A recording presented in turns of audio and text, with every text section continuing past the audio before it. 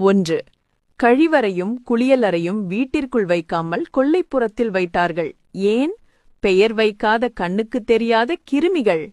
2. சலூனுக்கும் சாவுக்கும் சென்று வந்தால் எதையும் தொடாமல் குளித்த பின் வீட்டிற்குள் வந்தார்கள். ஏன்?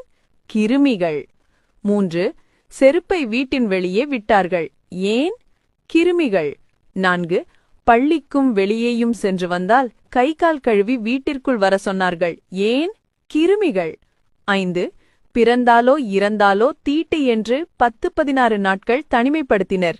ஏன்? கிருமிகள். 6. சாவு வீட்டில் சமைக்கக்கூடாது என்றார்கள். ஏன்? கிருமிகள்.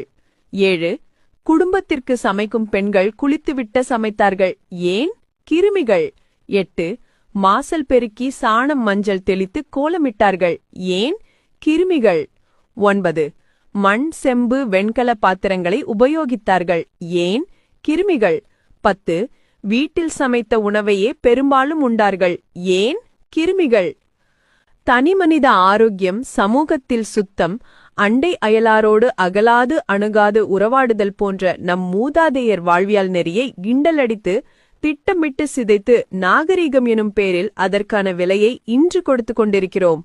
இனியாவது இத்தலைமுறையினர் மூத்தோர் சொல் வார்த்தையும் முழுநெல்லிக்காயும் முதலில் கசக்கும் பின்பு இனிக்கும் என்று உணர்வோமா?